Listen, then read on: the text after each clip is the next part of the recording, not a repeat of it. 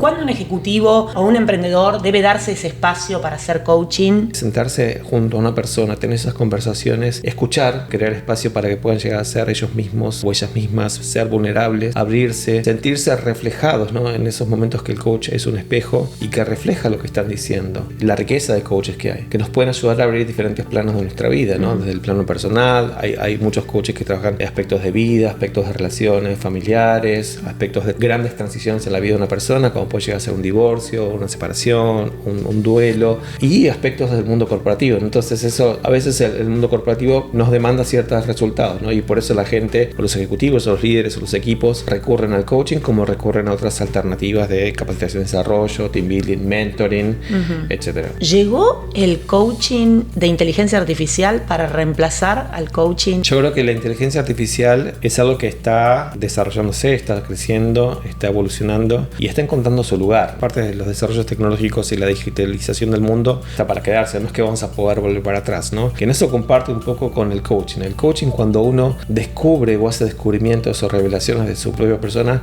no puede no descubrirlas. En el mundo corporativo todos tenemos muchísimas transiciones, desde ser contribuidores individuales a ser gerentes, a ser líderes de la organización. Son lo que yo llamo 3 grandes curvas S. En cada interfase, siempre cada proceso de cambio implica una oportunidad de encarar la siguiente etapa de una manera diferente. Somos seres sociales, ¿no? Y el currency que nosotros manejamos es la comunicación. Lo que decimos, lo que no decimos. Bienvenidos a Del Miedo a lo Sagrado, un podcast diseñado para conversar con personas que a través de sus testimonios nos invitan a repensar nuestra vida y a conectar con nuestro liderazgo más humano, compasivo y consciente. Soy María Gabriela Hodge y te invito a que te sumerjas y disfrutes de cada una de estas conversaciones con personalidades destacadas. ¿Estás preparado para convertirte en una persona que inspira y transforma su entorno? Yo creo que sí. Bienvenidos a otro episodio más del Miedo a lo Sagrado. Hoy estoy muy contenta porque recibo en el piso a Gastón Betoled. Gastón es coach ejecutivo, fundador de su empresa The Napkin Coach, que ahora le voy a preguntar al respecto, y tiene una experiencia enorme de 30 años en diversas empresas y todo su conocimiento lo llevó al coaching. Así que hoy vamos a hablar de eso. Gastón, bienvenido. Así es, gracias Gabriela por la invitación y por este tiempo para charlar un poquitito sobre coaching y otros temas. Quiero empezar que me cuentes por qué le pusiste The Napkin Coach a tu práctica. Sí, cómo no. A ver, cuando empecé a explorar el tema del coaching y a estudiar y conversar con otros coaches y pensar de pronto que tener mi propia práctica podría llegar a ser una opción, también surgió el tema de, bueno, una empresa, un nombre. Y entre todas esas cosas, a mí me encanta dibujar, hacer doodles y todas esas cosas, y todo el tiempo tengo una anotadora en la mano. Y de pronto eso me llevó a pensar y empecé a dibujar cafés, tazas de café, y eso me remontó un poquitito al tema de la servilleta de papel y la simbología que puede llegar a tener la servilleta de papel, ¿no? Y ahí surgió un poco el tema del Napkin Coach, de Napkin, ¿no? También lo cuento un poco porque, bueno, soy de Buenos Aires, somos de Argentina, nos gusta mucho la cultura del café. Siempre a las personas que no son nuestra cultura les cuento que podemos pasarnos horas y horas en un café, teniendo conversaciones, discutiendo de todo, de la vida, de trabajo. Y en algún momento, esos 30 años que dijiste de experiencia, sobre todo al principio, cuando el mundo era todavía analógico, íbamos a los cafés y surgían cosas importantes o temas relevantes en esas conversaciones de café. El papel más importante o el lugar más importante o el único lugar que había para anotar eso era la servilleta de papel. Servilleta. Y muchas veces tenías que pedirle la virome o la lapicera al mozo que te estaba atendiendo, que a veces incluso era parte de la conversación. Y era, no sé, el nombre de una persona, un contacto, una dirección, un dato de una entrevista o incluso también una idea. Entonces el concepto me parece interesante porque el coaching tiene una similitud, ¿no? En cada sesión uno va abordando diferentes temas y mi idea, y de hecho lo incorporé en algunas de las sesiones, es darle al cliente una servilleta virtual, digamos, o simbólica, que se lleva consigo del tema que se llevó, ¿no? Como la tarea para seguir trabajando, el tema para seguir reflexionando y evolucionando, ¿no? Y bueno, ahí surgió un poco el concepto de Napkin Coach y ahí quedó. Me encanta porque me parece súper creativo. Si bien ahora quizás los jóvenes dicen, tengo mi teléfono, que esto, que el otro, antes era la servilleta y hoy sigue siendo re importante, ¿no? Escribir, que uno va activando su hemisferio derecho, izquierdo. Me encanta porque tenés 30 años de experiencia en empresas de medios, Procter & Gamble, Uber, bueno, en fin. Y todo este bagaje y además estuviste en lo que es ventas, bueno, vos corregime, ¿no? Pero ventas, logística y sumaste después todo lo que es estrategia, recursos humanos y todo esto y lo volcás al coaching. A mí me encantaría hacer un doble clic en ¿por qué hacer coaching? ¿Qué es esta herramienta? ¿Cuál es la importancia? ¿Cuándo un ejecutivo o un emprendedor debe darse ese espacio para hacer coaching? Y además, bueno, también quiero agregar que vos sos miembro activo muy importante de ICF, International Coaching Federation South Florida, con quien tenemos un partnership hace más de 6 años y ya llevamos casi 200 emprendedoras en nuestro programa de We Power Coaching y la verdad es un lujo. Así que realmente creemos en el poder del coaching, pero me gustaría que cuentes con tus palabras por qué es importante esta herramienta. Seguro, sí. A ver, todo el tema, la trayectoria profesional en empresas de consumo masivo, en empresas de medios, y ahí trabajando también para clientes como Uber, Procter & Gamble, Warner, Bayer. Sin duda fue mi exposición al mundo corporativo y tuve la suerte de trabajar en diferentes áreas, ¿no? En diferentes momentos de mi vida, en diferentes áreas, y esto me dio un conocimiento bastante redondo y profundo de las diferentes funciones, cómo interactúan, los desafíos y sobre todo el tema de la comunicación, que al final del día todo esto es comunicación, qué decimos, qué no decimos y bueno, un poco también las percepciones, ¿no? Y la mirada del otro, la mirada propia y en todos estos temas al final de mi carrera, bueno, final de mi carrera no, mi carrera sigue estando viva, pero en los últimos años de ese mundo corporativo fueron más específicamente en el área de recursos humanos, capacitación y desarrollo. Y creo que ahí fue cuando empecé a involucrar un poco más con el tema del coaching, ¿no? Ya sea porque lo practicaba quizás de manera innata o natural en mi rol de director de recursos humanos, asesorando y acompañando el crecimiento de profesionales dentro de la organización y también viendo cómo este impacto que vos decís, este impacto que en particular en estas iniciativas con WeVolution y con las coaches, vemos ese impacto y esos testimoniales que nos dicen cómo les cambió la vida, la percepción. Obviamente habrá cambios mayores, menores, sin duda en cada uno tiene su propio recorrido, pero el rol de ese papel de sentarse junto a una persona, tener esas conversaciones, escuchar, crear espacio para que puedan llegar a ser ellos mismos o ellas mismas, ser vulnerables, abrirse, escucharse a sí mismos, sentirse reflejados, ¿no? En esos momentos que el coach es un espejo y que refleja lo que están diciendo.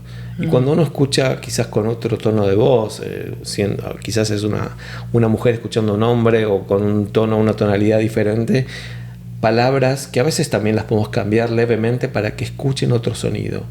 Y el escucharse a sí mismos a través de ese medio que es el coach les permite hacer estos descubrimientos, estos aha moments sobre temas que estaban limitándolos, velos que tenían delante de sus ojos y que no les conseguían o permitían ver, o haberse permitido correr aunque sea 1 centímetro, 1 pulgada, que les permitió ver el problema que estaban encontrando de una manera diferente. Y eso les abre la puerta a soluciones, alternativas, caminos. Y es ese proceso lo que al descubrirlo yo mismo también, siendo coach y en mi formación como coach, tuve mucho de eso, ¿no? De ser coacheado por pares, por colegas, por profesores o docentes que nos daban indicaciones y nos guiaban. Entonces, ahora, eso es lo más importante. puede haber digamos, comparándolo con el mentoring, el coaching es una cosa, el mentoring es otra. Nosotros desde el mentoring decimos que no necesitas estar en un programa formal para hacer mentoring. ¿Pasa lo mismo con el coaching? Totalmente. El coaching es algo que no necesita de una formalidad. Desde ya que existen la formalización, ¿no? del coaching, se establecen los acuerdos de coaching entre el coach y el coachee, que básicamente son las reglas del juego.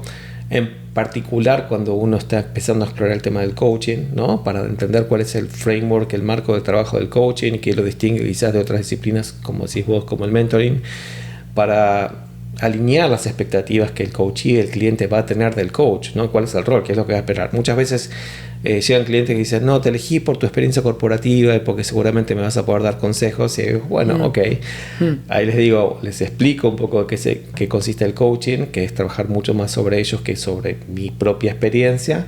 Si bien eventualmente, de algún momento, la experiencia que tengo puede ayudarnos a explorar áreas que pueden a mí parecer obvias, que quizás al cliente no le parecen tan obvias, y empezar a explorar áreas y nuevos caminos y perspectivas, ¿no? Sí. Apalancando un poco en esa experiencia, pero no usándola para dar consejos. Entiendo perfecto, y al mismo tiempo siento que te pueden elegir justamente por tu perfil, porque tus preguntas van a ser completamente diferentes a las que, por ejemplo, otro perfil podría tener. Totalmente, exacto. Eso creo que es lo que distingue a la capacidad del coach, y nuevamente esto la belleza que tiene eso es que la riqueza de coaches que nos pueden ayudar a abrir diferentes planos de nuestra vida, ¿no? Desde el plano personal, hay muchos coaches que trabajan aspectos de vida, aspectos de relaciones familiares, aspectos de transiciones, grandes transiciones en la vida de una persona, como puede llegar a ser un divorcio, una separación, un duelo, y aspectos del mundo corporativo. Entonces eso, por ahí, el tener ese bagaje nos habilita a hacer algunas preguntas que pueden ser como atajos para llegar más rápido a una solución. Que en el contexto del coaching ejecutivo, que muchas veces es en el contexto profesional, en el contexto de una organización, a veces el factor tiempo o el resultado es algo que es más relevante, ¿no? Si bien el coaching es un camino exploratorio y uno va encontrándolo, determinando sus propios tiempos y sus propios objetivos, a veces el mundo corporativo nos demanda ciertos resultados, ¿no? Y por eso la gente, o los ejecutivos, o los líderes, o los equipos recurren al coaching como recurren a otras alternativas de capacitación y desarrollo, team building, mentoring, etc. No, súper interesante. Estaba reflexionando también sobre esto de que a veces, a ver, si tenemos que desmistificar lo que es el coaching y lo que no, ¿qué dirías? ¿Qué es lo primero que te viene a la cabeza?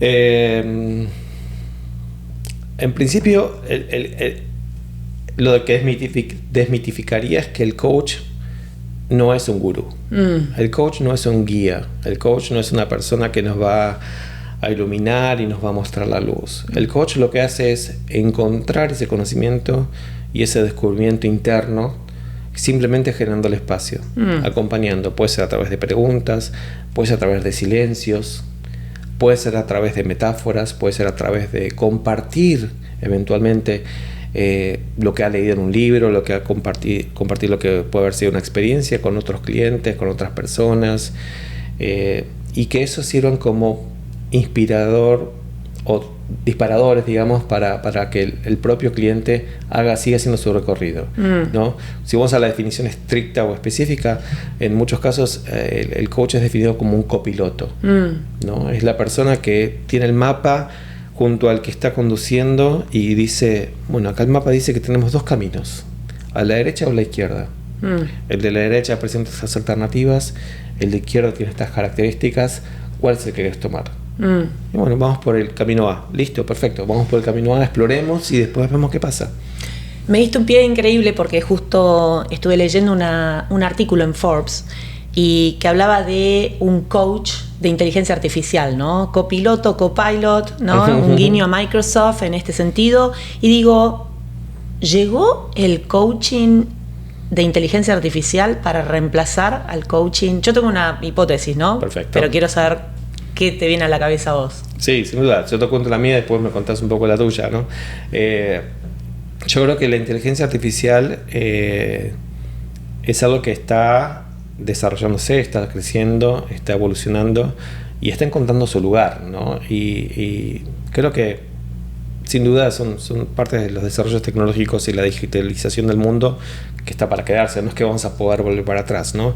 Que en eso comparte un poco con el coaching. El coaching, cuando uno descubre o hace descubrimientos o revelaciones de su propia persona, no puede no descubrirlas. Una vez que sacaste el velo, ya lo sacaste, no lo puedes volver a poner. Ahora no quiero volver a no quiero verlo, no, ya lo viste.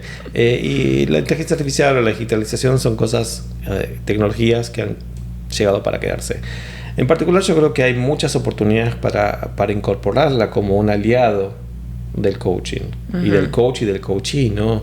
Sirve para hacer mucho tipo de, por ejemplo, en algunos casos hacer roleplays. Uno puede en la sesión hacer un roleplay, un acting con el cliente, y eventualmente la inteligencia artificial puede ayudarlo a seguir haciendo esos escenarios, crear más escenarios.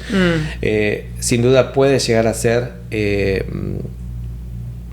una especie de... Existe un concepto que se llama el self-coaching. De hecho, hay una disciplina que es el self-coaching, y hay libros sobre self-coaching que uno lo puede practicar, ¿no? Y en el caso del self-coaching, sin duda la inteligencia artificial puede llegar a ser un recurso muy interesante, ¿no? Pero lo que no va a tener es esa mirada humana de lo que el coach está observando, ¿no? En las sesiones, cuando uno está en una sesión, aunque sea una sesión virtual, uno va escuchando tonos de voces, gestos, el lenguaje corporal, todos esos elementos que también hacen parte de la siguiente pregunta o cómo preparar el siguiente momento, ¿no? Y la inteligencia artificial puede llegar a ser interesante para hacer preguntas que nos hagan reflexionar, nos hagan pensar, y si tenemos la disciplina lo vamos a poder hacer, ¿no? Pero creo que el acompañamiento de un coach sin duda es algo que también produce muchos momentos de revelaciones y de conexión. Coincido plenamente con vos. Vos sabés que me vino a la mente también un libro muy interesante que todavía no leí, que se llama Breakthrough Coaching. Y a mí me encanta unir la palabra breakthrough con break free, o sea que cuando tenemos esos aha moments, esas iluminaciones, algo se libera dentro nuestro. ¿Qué instancias, se dan instancias en el mismo proceso de coaching que esto acontece? Sin duda, creo que bueno, es un libro también es de Marcia Reynolds que también lo tengo ahí en el to read, y es interesante porque también ella tuve la posibilidad de ser coachado por ella virtualmente en una sesión. Me voluntarié como coachee y me hizo coaching.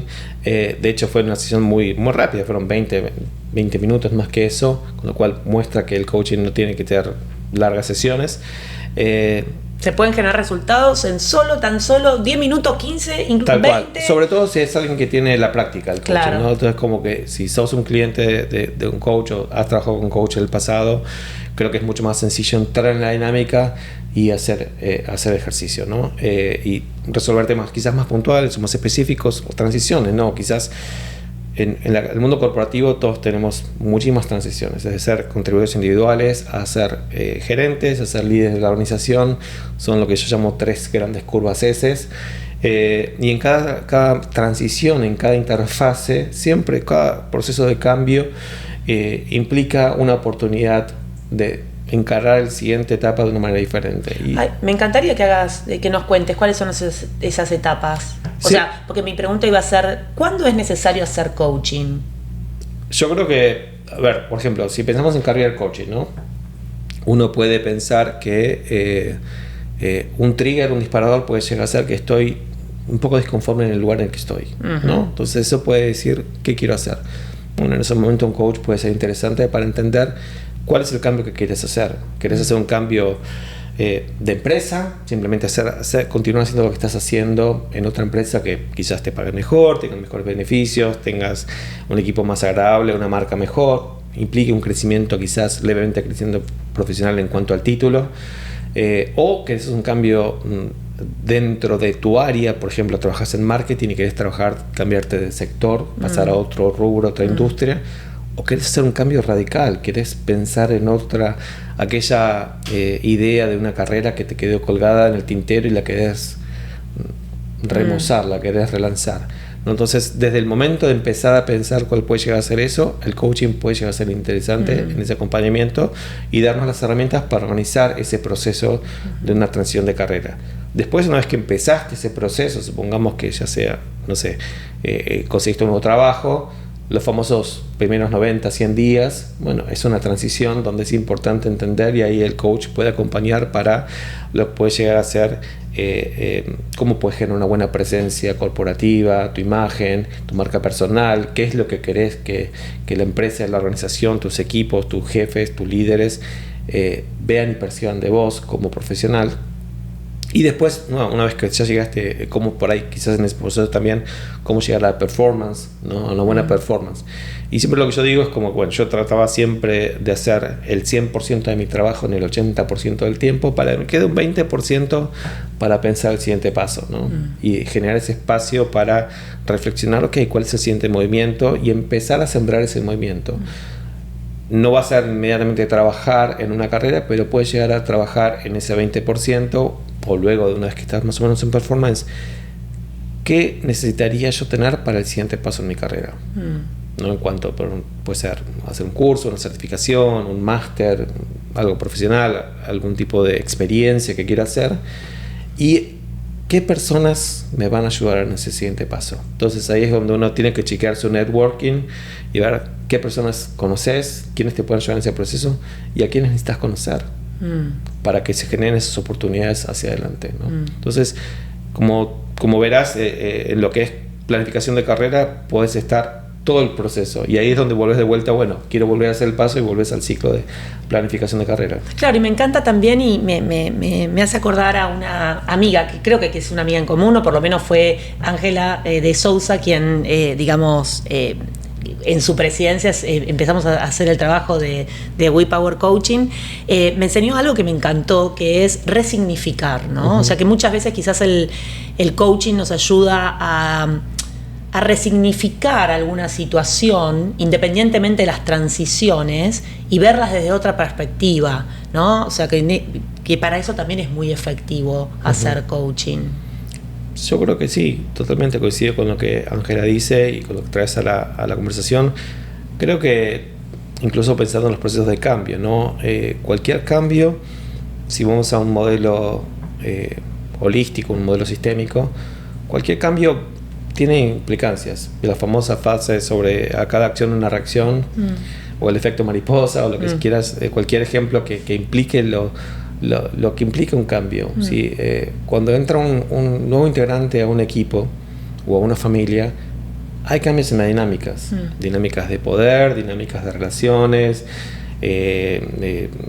competencia por los recursos, ya sea el tiempo del gerente, el tiempo del padre o la madre, y todo eso genera cambios.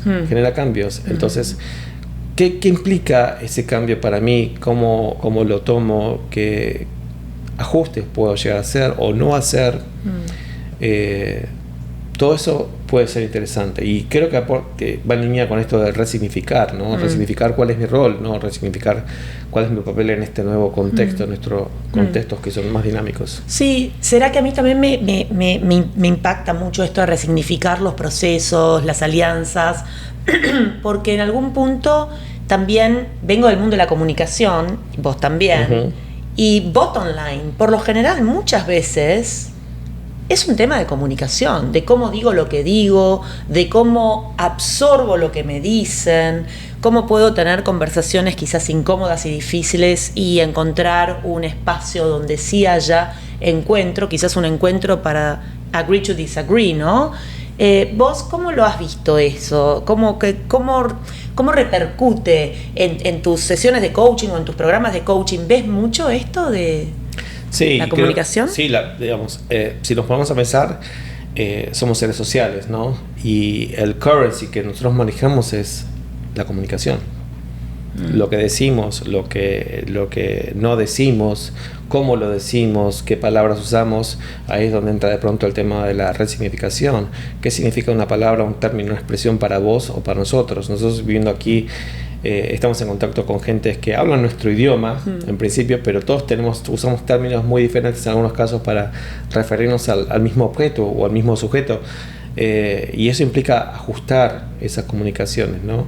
Hay un concepto que tiene que ver con la persona, lo externo y lo interno, ¿no? Que es el concepto de la ventana de Johari. No sé si está familiarizada, pero tiene que ver con...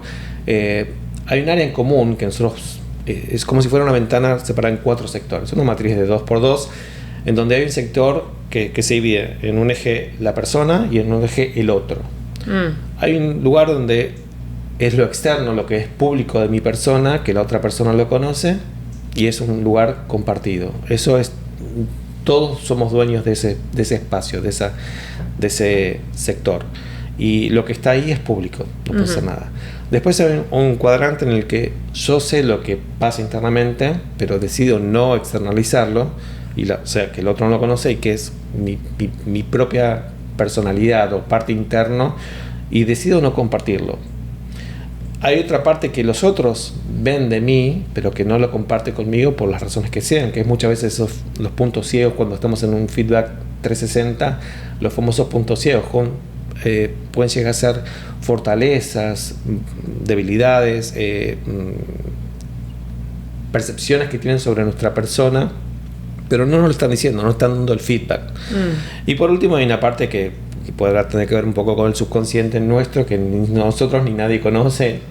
Entonces el concepto tiene que ver es cómo podemos lograr que el cuadrante público sea cada vez mayor. Y hay dos caminos. Mayor porque haya más partes nuestras que se muestren. Exacto. Bien. Entonces vos lo puedes amplificar eso a través de compartir más, ser más explícito con lo que uno quiere, ser más asertivo en nuestra comunicación, comunicarnos con un propósito, no quedarnos en las segundas intenciones, en insinuar, quiero decir tal cosa pero lo digo de otra manera, o digo tal cosa para que se dé cuenta, ¿no? Entonces, ¿cómo puede ser asertivo? ¿Cómo compartir más de uno? ¿Qué nos gusta? ¿Qué no nos gusta? ¿Cómo preferimos que la comunicación sea dada hacia nosotros? ¿O cómo nos den órdenes, etcétera? Y por otro lado también, estando abiertos al feedback. El feedback es lo que nosotros le damos el permiso al otro para que nos diga. Entonces, si vos venís y me decís, Gastón, yo pienso que vos XXX, y yo me lo tomo mal, entonces me voy a cerrar y no voy a estar abierto al feedback, y probablemente vos no me vas a dar más feedback porque viste que cuando quisiste ser honesto, transparente, o simplemente compartir una percepción, yo me cerré. Entonces es decir, compartir más y pedir feedback. Entonces, a través de estos dos elementos logramos ampliar, y ese cuadrante que quizás empezó como una matriz de 2x2 regular, lo que vamos a hacer es achicar cada vez más lo desconocido. Es como integrar todas nuestras partes, ¿no? Y empezar a liderar o a presentarnos desde una manera más, desde nuestra esencia, nuestra autenticidad, poder... Sí, digo, es todo un desafío, un desafío interesantísimo, un viaje que a mí me encanta llamarlo del miedo a lo sagrado, ¿no? Empezar a conectar con esas cosas. Pero tocaste un punto que me parece fascinante, que es el del feedback, porque es un mega tema ¿no? O sea, esto de estar abierto al feedback, dar un buen feedback que no necesariamente tienen que ser cosas positivas, pero al mismo tiempo que el otro pueda recibirlo, ¿no? Porque muchas veces, a ver, ¿qué te parece? ¿Hay una relación entre poder recibir un feedback y dar buen feedback con la autoestima y con el trabajo introspectivo y el autoconocimiento? ¿Te parece? Creo que sí desde el lugar que el autoconocimiento o el conocernos a nosotros mismos, ¿no? Si pensamos en cualquier programa de liderazgo, arranca siempre con el self-awareness. Entonces, el autoconocimiento sin duda nos ayuda a entender un poco qué recursos tenemos, cómo somos, cuáles son cómo somos sí, pero cuáles son nuestras preferencias en cuanto a comunicación, en cuanto a estilo de trabajo, en cuanto a cómo nos relacionamos con las otras personas. Y eso nos habilita después a tomar decisiones sobre cómo podemos flexibilizarnos, ¿no? Generalmente en cualquier assessment que hagas de personalidad o el autoconocimiento nos va a delimitar zonas en las que nos sentimos cómodos, zonas en las que nos sentimos un poco menos cómodos, zonas que controlamos, zonas en las que influenciamos, zonas que no controlamos, y tener ese mapa interno. Eso nos va a permitir entender dónde estamos y empezar a posicionar. Una vez que tenemos ese self-awareness, empezamos a poner las otras personas, el contexto también, ¿no? Entonces, no vamos a ser los mismos en una determinada empresa que en otra organización. Ese autoconocimiento nos va a permitir determinar cómo flexibilizarnos para ser más eficientes en lo que queremos lograr. Cuando uno se comunica, lo que busca es algo del otro, o que, no sé, ayudarte, o que me ayudes, o que trabajemos juntos, o que desarrollemos una idea. Entonces, cuanto mejor lo haga yo en el estilo que vos lo preferís, más eficiente vamos a ser. El feedback, volviendo al feedback, por ejemplo, tenés dos componentes. Uno es el que da el feedback, ¿no? Hay mucha gente que dice, no, yo soy honesto, yo soy 100% honesto. Y te tiran cualquier cosa. Entonces, eso no es honesto. Nuevamente, es un estilo, es una preferencia de decir lo que se les pasa por la cabeza, es una forma de ser. Quizás sean personas que son más extrovertidas en su manera de pensar y simplemente comparten el proceso de desarrollo de ideas, externalizan ese proceso y te tiran las cosas como son. No necesariamente es simplemente... Es una idea. Incluso ¿no? a veces sin el cuidado de que quizás es algo que te hiere, porque lo mismo dicho de otra manera puede ser mucho mejor recibido. Me parece que uno de los desafíos es cómo incrementamos nuestra inteligencia conversacional. Uh-huh. Sí, sin duda. Entonces, ¿cómo consideras al otro, no? Y ahí, volviendo a nuestro background en medios, ¿no? Y vuelvo incluso más atrás al colegio secundario, en la clase de editorial, donde nos enseñaron a Saussure y todo el modelo de desarrollo, ¿no? El emisor, el receptor, el mensaje, el contexto. Es eso, es básicamente eso. Si vos querés decirle a alguien, a otra persona, tenés que considerar el contexto, tenés que considerar la capacidad de esa persona de recibir ese mensaje. En este caso también incluso ¿está abierta para feedback en este momento? ¿Es una persona que me está invitando a darle feedback o no? En coaching nosotros llamamos eso el coachability. La persona está abierta a ser coachada. Buenísimo, entonces vamos a poder funcionar. Si no está abierto al coaching, no es el momento. Y a veces pasa también que quizás no estás abierto al coaching con determinada persona o en determinado environment, o sea, en determinado entorno, porque me parece que esto también está muy relacionado con la seguridad, la confianza que puedo tener en un espacio. Quizás en determinada situación yo me siento completamente cerrada y en defensa, y en determinada situación puedo abrirme a mostrar algo más de mí. Y esto, nada, ¿no? Otra vez, tiene que ver también con cómo voy a recibir un feedback mío, de una situación donde yo confío, ¿no? En vez de desde un espacio donde hay crítica, juicio, porque a veces este feedback que vos decías de una persona que de repente es sincera y te dice lo que piensa, pero a veces en esa sinceridad hay un sincericidio enorme, porque hay crítica, hay juicio encubierto, hay bias, hay una serie de cuestionamientos que tiene que revisarse primero uno para poder ser una fuente de confianza para dar feedback. Creo que acá hay un punto muy interesante que las organizaciones está bueno que revisen antes de dar feedback, ¿no? Y si no es un proceso casi te diría de vida o muerte.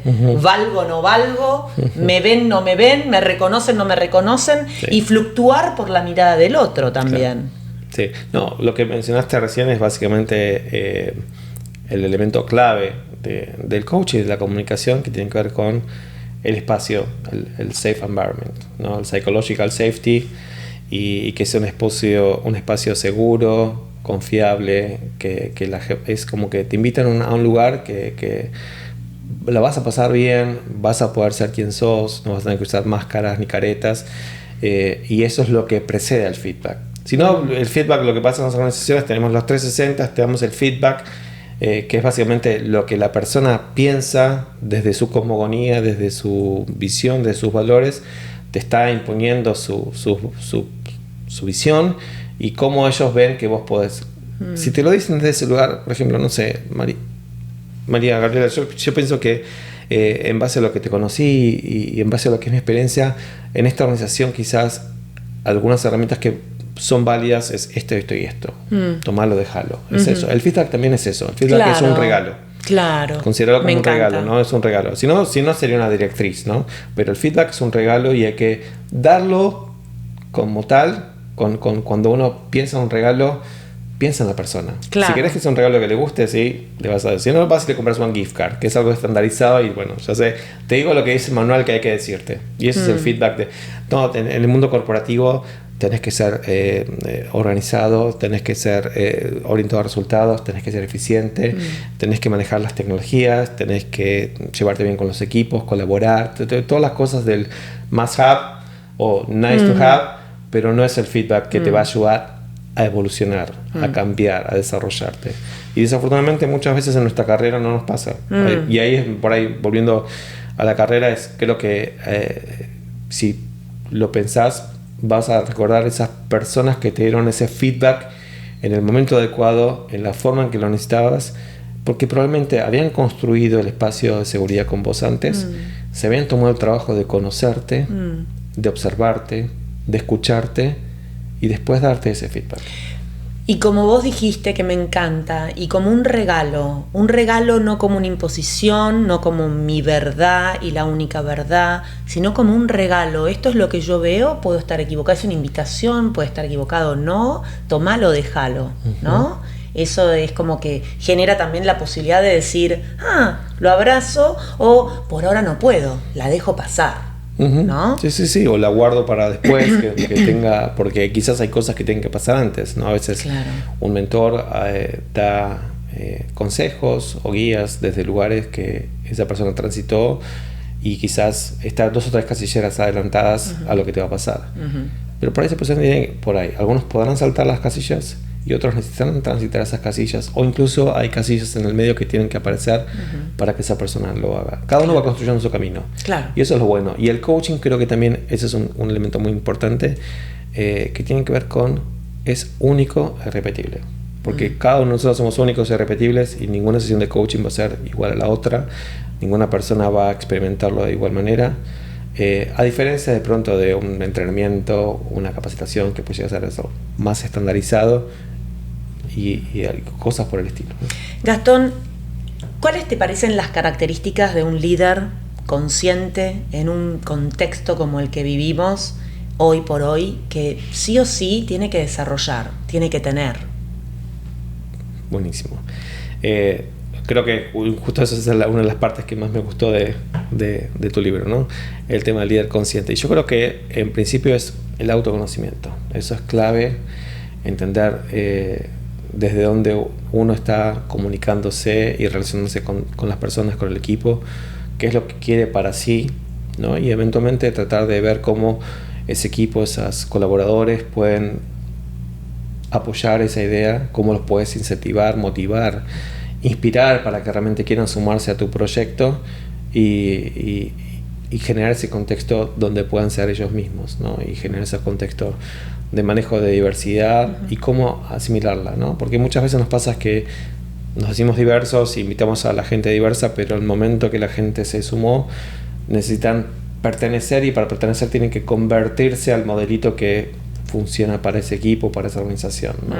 Y ahí estamos perdiendo esa riqueza, entonces creo que es para ser consciente, empezar consigo mismos, trabajando con coaches, con mentores, con advisors, con peers. Creo que se suele decir que el líder es una posición solitaria, y es verdad, porque un líder lo que tiene de característica es que explora territorios o anda caminos que quizás nunca otra persona en esa organización, en ese grupo, en ese contexto los andó. Entonces creo que sí es una experiencia que requiere valor, requiere aceptar riesgos, el miedo, ¿no? Superar los miedos hasta encontrar esos lugares que van a ir desarrollando para ellos y para otros. Y en ese proceso es importante que sean vulnerables, que piensen en las otras personas y que puedan llegar a ser a traerse a conciencia, ¿no? de lo que implica recorrer, porque a veces también ser pioneros, ser exploradores y descubrir esos lugares y decir, uy, este es un lugar maravilloso, tengo que decirle a la gente que venga para acá. Bueno, permitirles también hacer ese camino a esas personas, ¿no? Porque no todos van a estar listos para ir a ese nuevo lugar. ¿Qué tanto espacio, como para ir cerrando ya, pero qué tanto espacio vos encontrás que en las organizaciones hay, dentro de las organizaciones como cultura organizacional, para llevar adelante procesos de coaching? Y al mismo tiempo, ya te pregunto, a nivel individual, ¿qué tanto los ejecutivos o las personas se dan espacios, pausas para hacer procesos de coaching, según tu criterio, según lo que has visto, según tu experiencia? Sí, buena pregunta. A ver, un poco en base a lo que son las charlas con otros colegas y un poco la experiencia propia, el desarrollo personal muchas veces es algo que nos pasa a todos, ¿no? Lo urgente no deja el espacio para lo prioritario, ¿no? Entonces los caminos profundos y si no está en la agenda no aparecen. Entonces creo que es importante que te diría, hoy por hoy no es algo que popular, digamos, o tan común o aceptado, ¿no?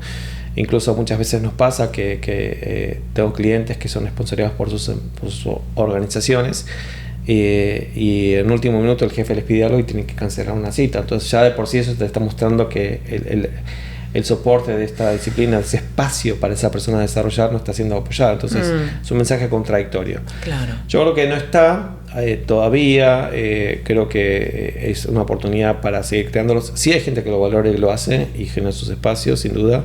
Hay organizaciones que lo aportan como recurso.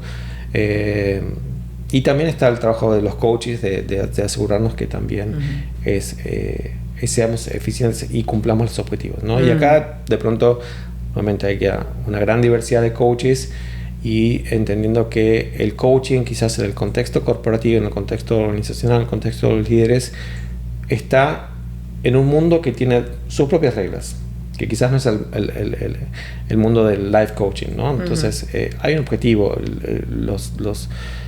Cuando una empresa sponsorea el coaching, es parte del desarrollo de esa persona, y esa persona, ya sea para convertirse en líder, en manager o un mejor colaborador, hay un objetivo que tenemos que buscar común entre lo que la organización busca y la persona busca. Y eso es donde el coaching, en particular el coaching ejecutivo, se focaliza en esa intersección. De pronto hay otros temas que van a surgir en las sesiones porque uno va como pelando la cebolla y encontrando diferentes layers que pueden llegar a ser interesantes para la persona a trabajar, y ahí puede estar la recomendación para que esa persona encare esos procesos personales y los trabaje, sin duda, porque la van a ayudar a crecer, pero quizás no en el foco de este proceso esponsoreado, ¿no? La última pregunta que te hago es, antes de preguntarte qué es para vos del miedo a lo sagrado, es para que quede claro cuáles son los beneficios del coaching. Yo entro en un proceso de coaching, punto A, tengo mis 5 o 6 sesiones, salgo. ¿Con qué salgo? Ya sé que cada espacio y proceso es único, pero vamos a generalizar qué beneficios me da un proceso de coaching. Sí, el coaching es un proceso de desarrollo, ¿no? De crecimiento.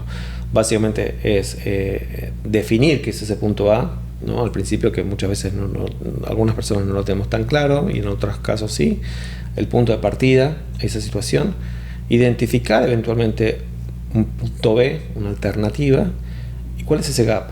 Y el coaching lo que te hace es empezar a explorar los potenciales caminos para llegar del punto A al punto B. Eso es, definir punto de partida, definir punto de llegada y trabajar en eso. Y a lo largo del proceso del coaching vas trabajando en estas etapas, ¿no? Quizás primero es un poco definir dónde está el punto A, porque por ahí tienes una idea y le agregas un poco más de precisión. Después, ¿cuál puede llegar a ser el punto B? Porque quizás a veces lo tienes en claro y otras veces no está tan en claro.